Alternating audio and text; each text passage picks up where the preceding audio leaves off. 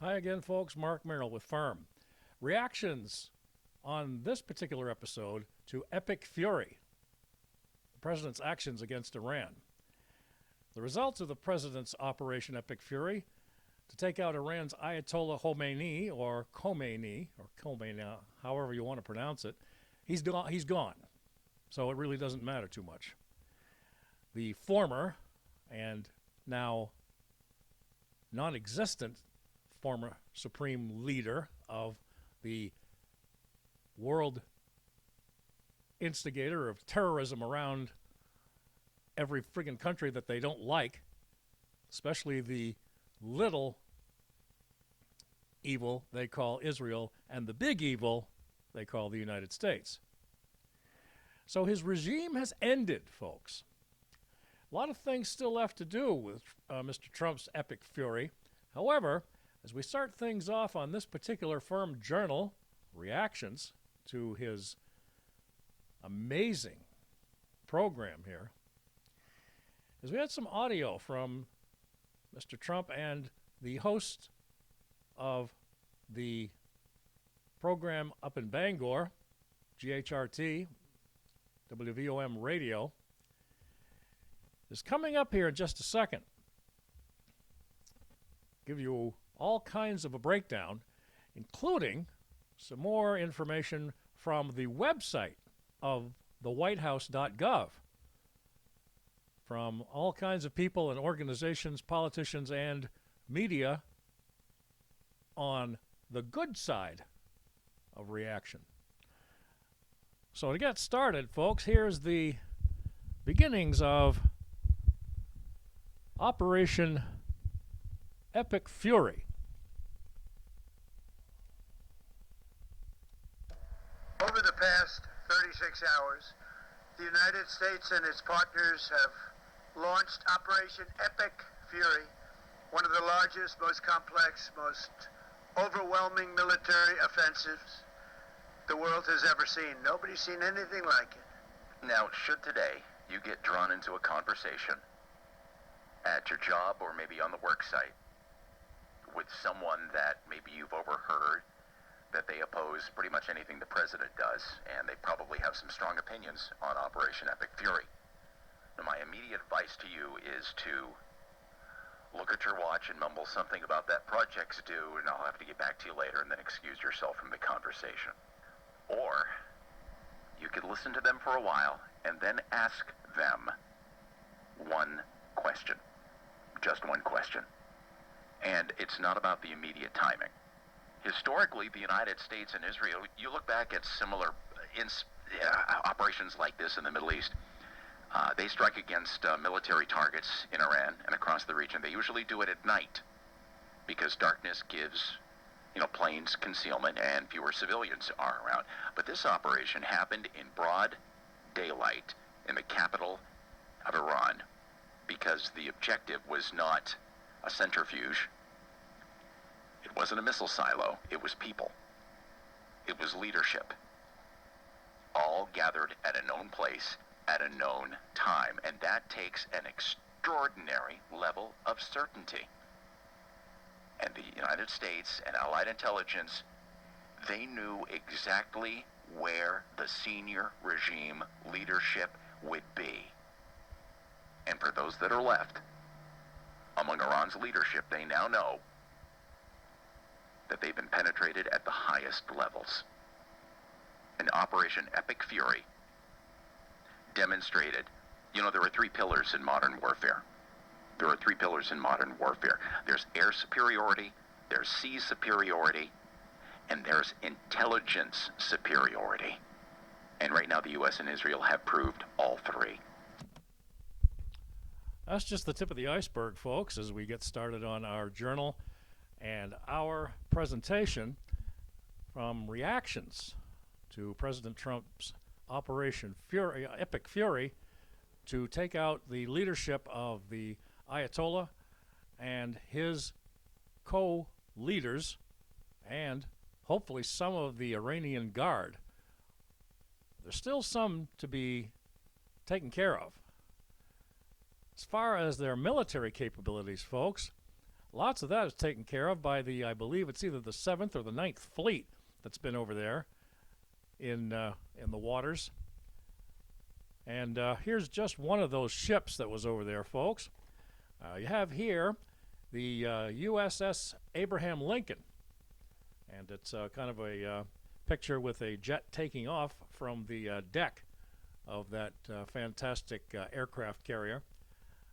And it is just amazing when you look at it from the maps that you can find a lot easier to view, I should say, on Fox News, Newsmax, any of the media that really cares about the safety of our citizens in the United States. But to get down to some brass tacks, as we like to use for our phrase, folks, the bold and necessary exercise of American strength, the President authorized his operation, an overwhelming military campaign to eliminate the imminent nuclear threat posed by the Iranian regime and destroy its ballistic missile arsenal, and degrade its proxy terror networks, and cripple the naval forces. The operation, executed in partnership with regional allies, follows exhaustive diplomatic efforts, comes after 47 years of Iranian aggression, including attacks on U.S. citizens, whether the Democrats like it or not, sponsorship of global terrorism, and brutal oppression of its own people. So, here's just some of the reactions, and first of all, as we felt would be a good way to start, are from Iranian Americans celebrating a new dawn of hope. We want to say thank you to the President. This is the only person who has supported us in the last 50 years. We don't know how to thank President Trump. I am speechless.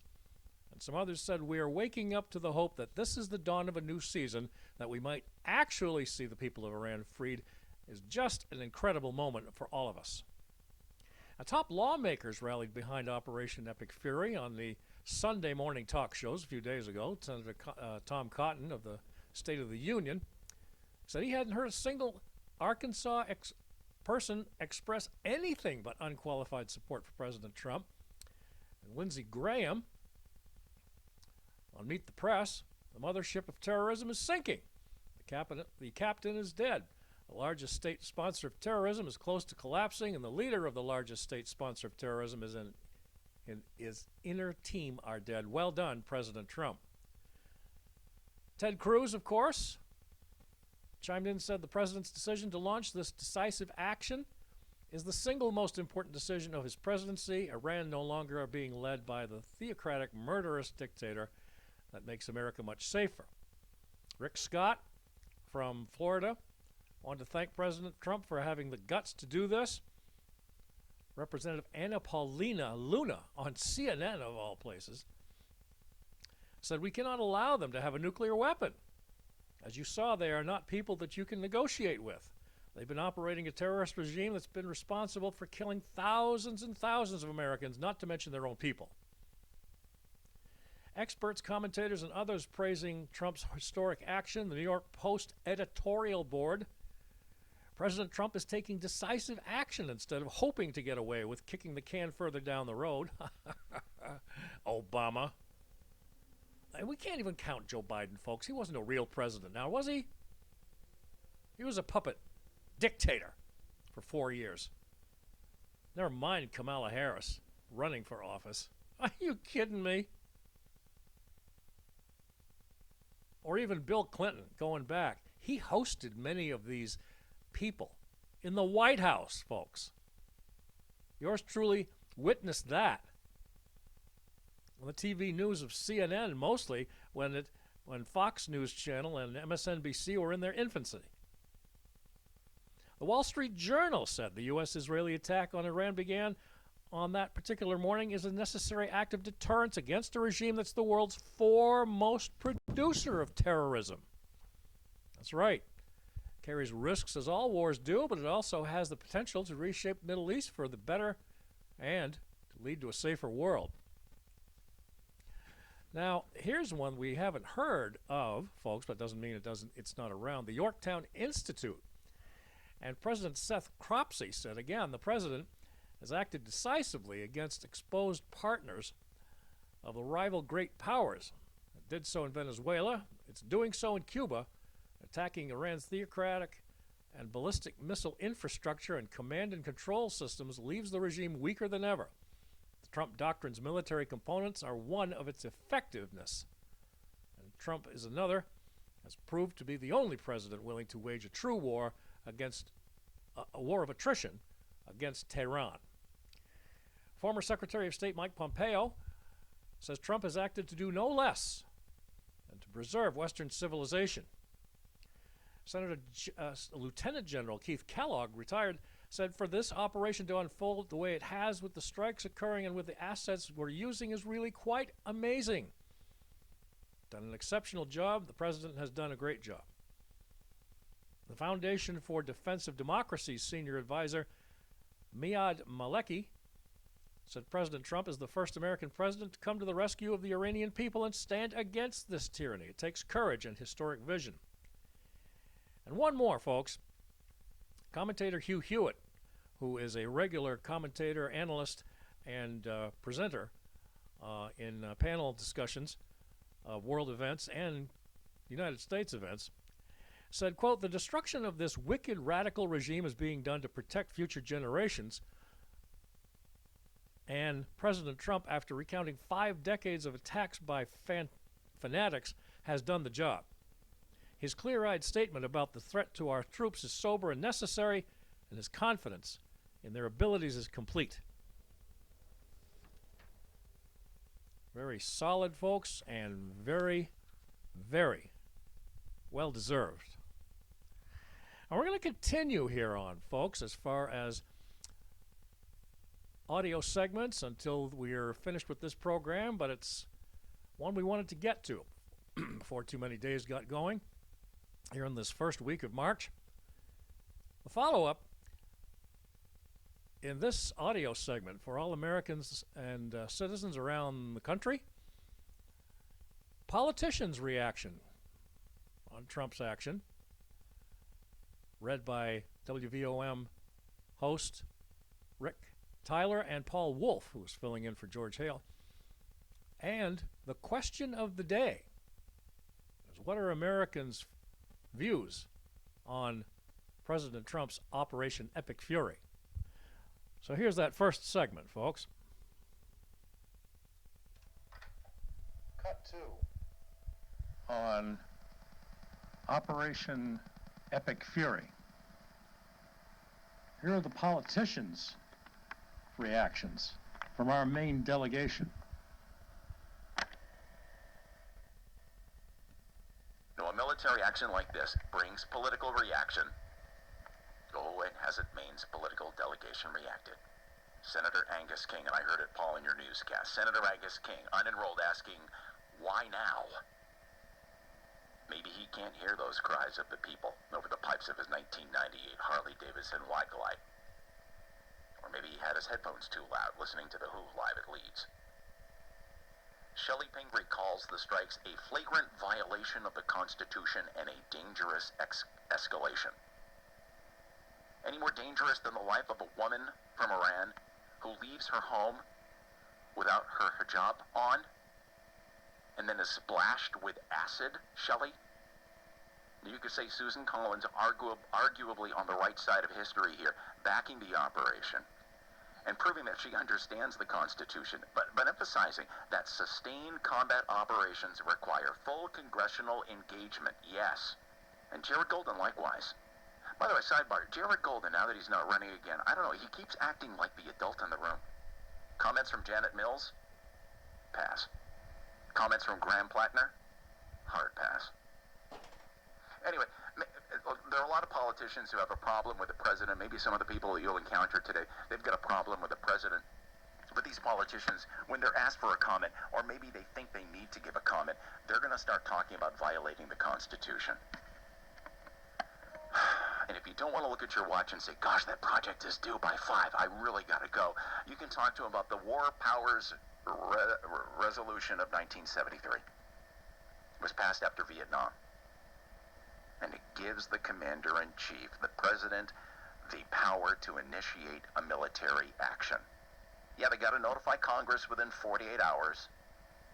And they have to limit operations to 60 days without congressional authorization unless they extend it. And here's the point you might want to bring up to those, if you have time.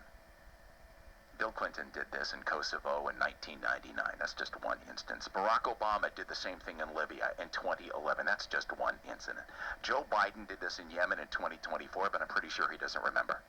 But as loud as pandering and those trying to score points politicians, Graham Platter, looking at you, as loud as the pandering and trying to score politicians, Janet, Shelley, all I can hear are the people, the ordinary people, the Iranian expatriates and the dissidents. Did you see them this weekend? Did you hear them this weekend? If the news outlets that you watch allowed you to see them, you saw rallies and celebrations. People were cheering the strikes against the Iranian government. Again, we're going after the Iranian government here, not the Iranian people. If Trump is so wrong, why are Iranian expatriates and dissidents rallying in Los Angeles, California? If Trump is so evil and of the devil, why are Iranian expatriates and dissidents celebrating in the streets of Boston? If Trump is so unconstitutional, why did Iranian Americans cheer in Chicago, in San Jose, in San Francisco, in Washington, and in New York City? Oh, New York City, by the way, where Mayor Mamdani posted, the strike marks a, quote, catastrophic escalation in an illegal war of aggression. And honestly, I love this. An Iranian New Yorker clapped back and clapped back fast. Quote, when our people were getting hunted and slaughtered like animals by the Islamic Republic terrorists, you stayed silent. You didn't say a word. Now that the regime, the murderers of our people, are under attack, you came out of the woodwork to defend them. You care an Islamist, I'm going to read it like it's written, you care an Islamist human garbage. I think she meant to say you are. You are an Islamic human garbage, and I fight your agenda as long as I breathe, end quote. People are rallying in London. They're rallying in Berlin. They're in Hamburg. They're in Madrid. They're in Sydney. They're in Melbourne. I doubt they're going to be in your hometown tonight, lining the streets of a bridge. Or maybe bringing their signs and going and gathering in front of a federal building. Honestly. But the loudest cheers that I saw, that I heard over the weekend, came from inside Iran. Citizens cheering, dancing, celebrating. Still under enormous personal risk because the Iran government's still in charge over there. Even as the president suggests, people, rise up. Very well presented, Mr. Tyler. Now, next, in our last segment here, folks, on reactions to Epic Fury in our Firm Journal, a special edition.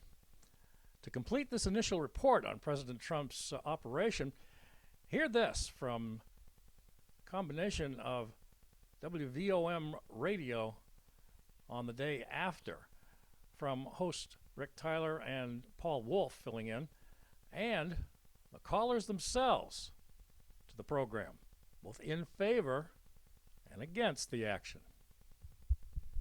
Here goes.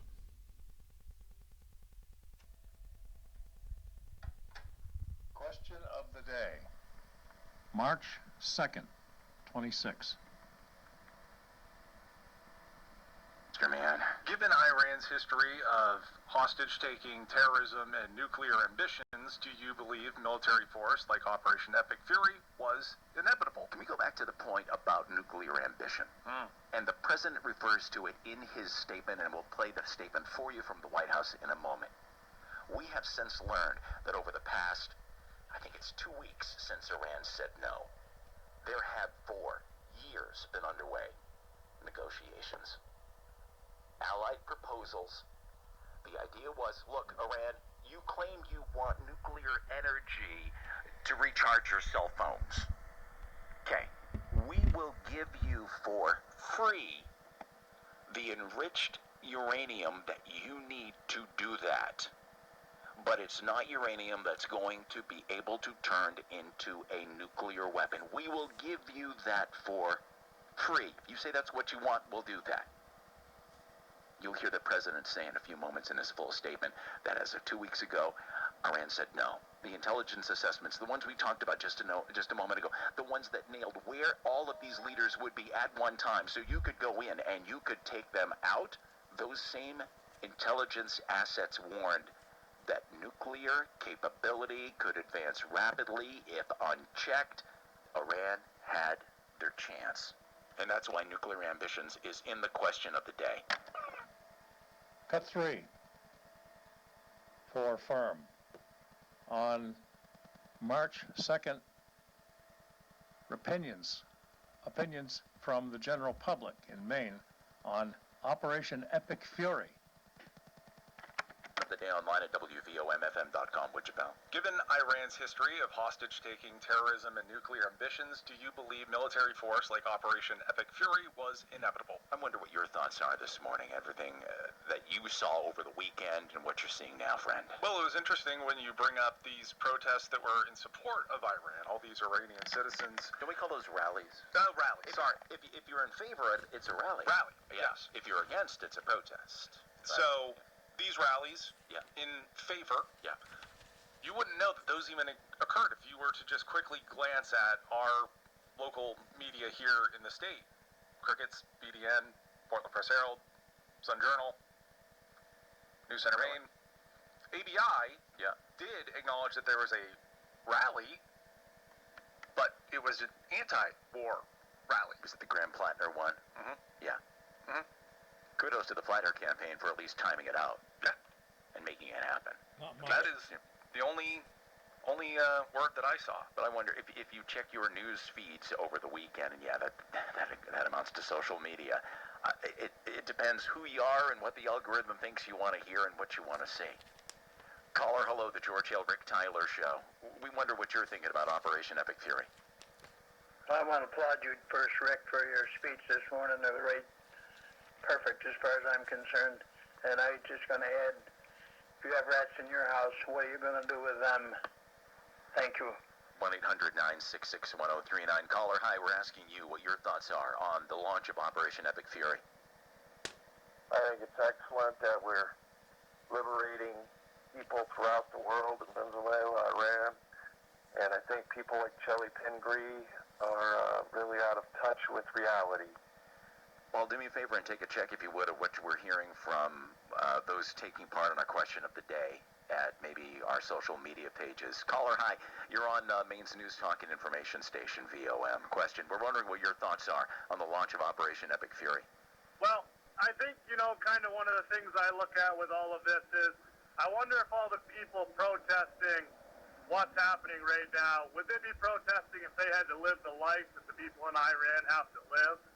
And second of all, I think, we're so used to handling bullies with kids' clubs at this point that it's a shock and awe. Well, we didn't handle them with kids' clubs for 50, 60, 70, 80 years, so why do we do it now?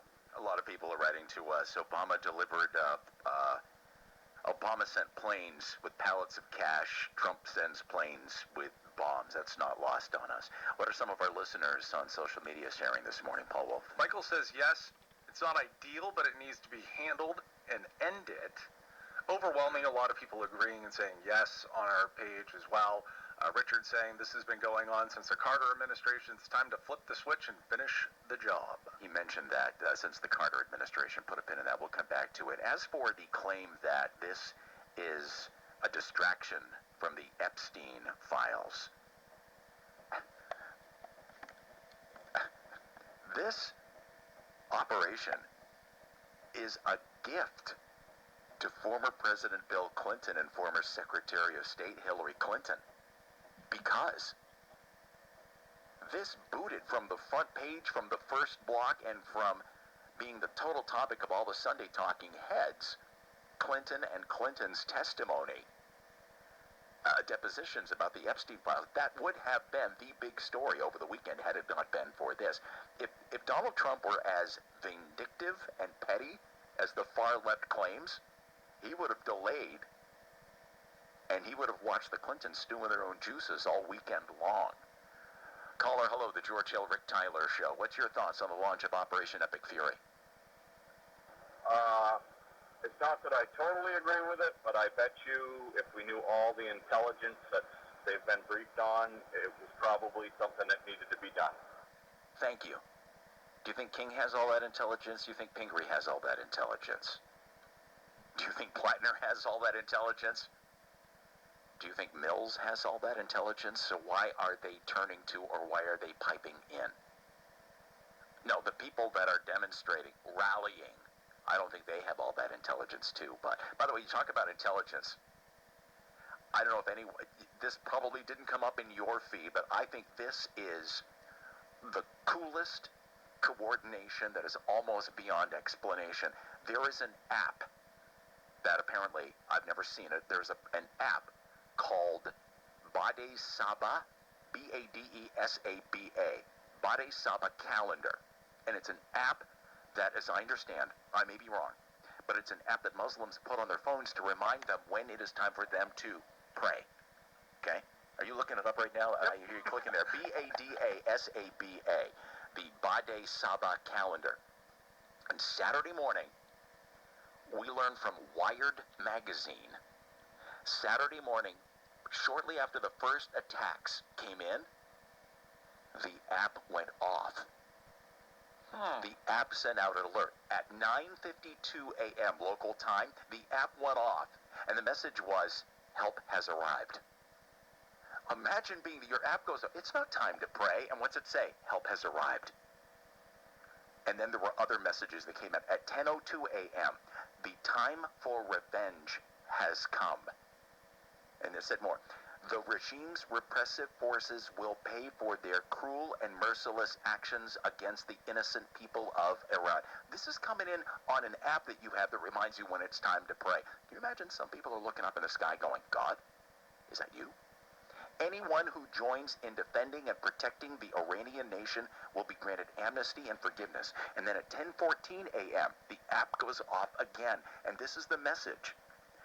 For the freedom of our Iranian brothers and sisters, this is a call to all oppressive forces.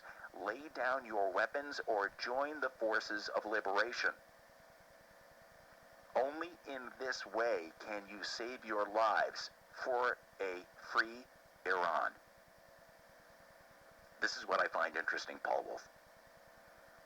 The messaging in the app, the Bade Saba calendar app that went off, telling people, about 5 million downloads as I understand, this way of reaching and communicating with the people that we're talking about, the people of Iran that we're supporting, this way of communicating them short circuits any of the news outlets that might be serving them.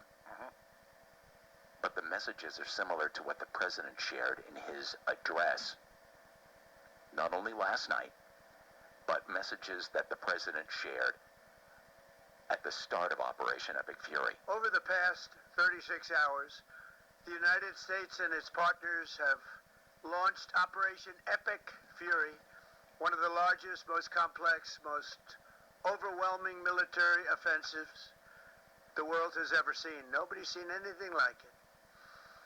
We have hit hundreds of targets in Iran, including Revolutionary Guard facilities, Iranian air defense systems. Just now it was announced that we knocked out 9 ships plus their naval building, all in a matter of literally minutes. Iran's formerly supreme leader, Ayatollah Khamenei, is dead. This wretched and vile man had the blood of hundreds and even thousands of Americans on his hands and was responsible for the slaughter of countless thousands of innocent people all across many countries. Last night, all over Iran, the voices of the Iranian people could be heard cheering and celebrating in the streets when his death was announced. The entire military command is gone as well, and many of them want to surrender into saving their lives. They want immunity. They're calling by the thousands. Combat operations continue at this time in full force, and They will continue until all of our objectives are achieved. We have very strong objectives. They could have done something 2 weeks ago, but they just couldn't get there. Earlier today, CENTCOM shared the news that 3 U.S. military service members have been killed in action. As one nation, we grieve for the true American patriots who have made the ultimate sacrifice for our nation, even as we continue the righteous mission for which they gave their lives. We pray for the full recovery of the wounded and send our immense love and eternal gratitude to the families of the fallen. And sadly, there will likely be more. Some of the president's comments, and that brings us to the hardest truth of this entire weekend. The Iranian government has been entrenched for 47 years. So removing this regime, it will not be done in 4 to 7 days. It will not be done in 4 to 7 weeks. I don't think it's going to be done in 4 to 7 months. I pray it doesn't take 4 to 7 years. But the hard truth is, it's going to take more than 4, 5, 6, or 7 lives lost. Caller, you're on Maine's News Talk and Information Station, VOM. Operation Epic Fury, what are you thinking? You and I were in high school when the hostage situation started. You were in 8th grade, yes? Yeah.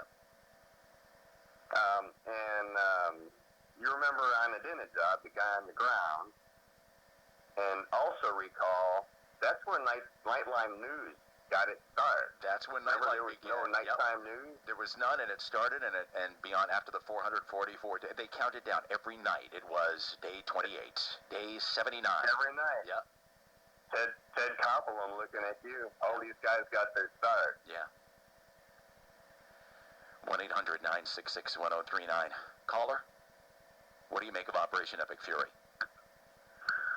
Trump used non-military to bomb Iran for Netanyahu, who seems to be the real president of the United States. And by the way, Netanyahu is hiding out in Germany. He bombed an elementary school and killed over 85 girls and wounded an untold number more. Ralph, let me jump in and let me ask you, because I've been waiting, because I wanted to hear from you on this. That's what the Iranian intelligence and the news service says about the whole girls' school. I haven't seen that verified anywhere else. Oh, okay. Well, how about he killed the top religious leader who's like a pope? If the pope was killed, would the Catholics be sitting on their butts and doing nothing? No, and I understand that's why there are the, not rallies, but the protests in Pakistan. But Ralph, I need to ask you, and almost this question was almost designed for you.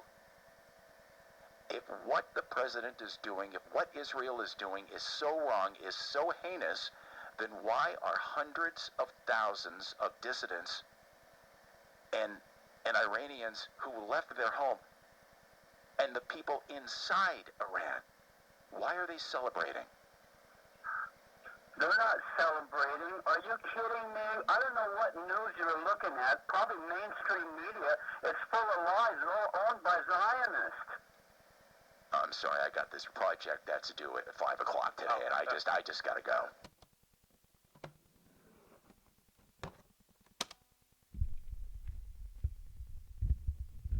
Needless to say, ladies and gentlemen, you're going to hear both sides' reaction to the president's Epic Fury operation.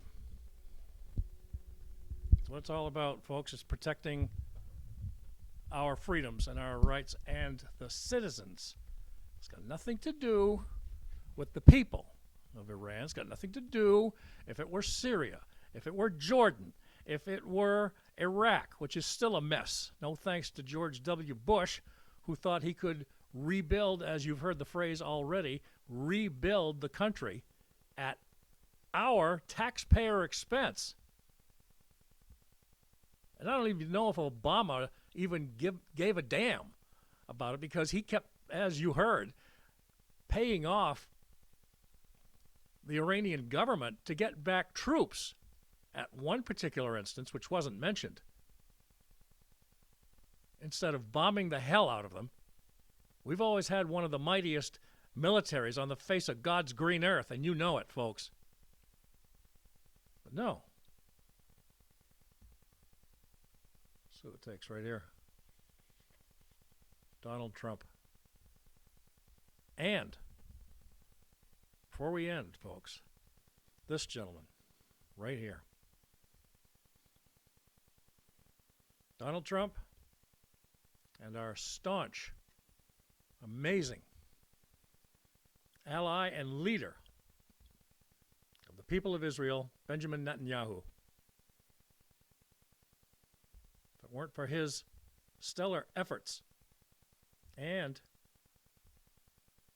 his knowledge of the Middle East, both as a soldier and leader of men before taking the office of Prime Minister quite a few years ago, we wouldn't be able to take on and execute this Operation Epic Fury. Blessings to both men. Meantime, folks, we're always about firm. Fairness in Reporting Media, Mark Merrill here. Get in touch with us. If you have your input that you'd like to give, at fairnessinreportingmedia@gmail.com, fairnessinreportingmedia@gmail.com. 24 hours a day, 7 days a week. Stay safe, everyone. Pray for the continued success of liberating the Iranian people and for changes in our country in 2026. Peace to all.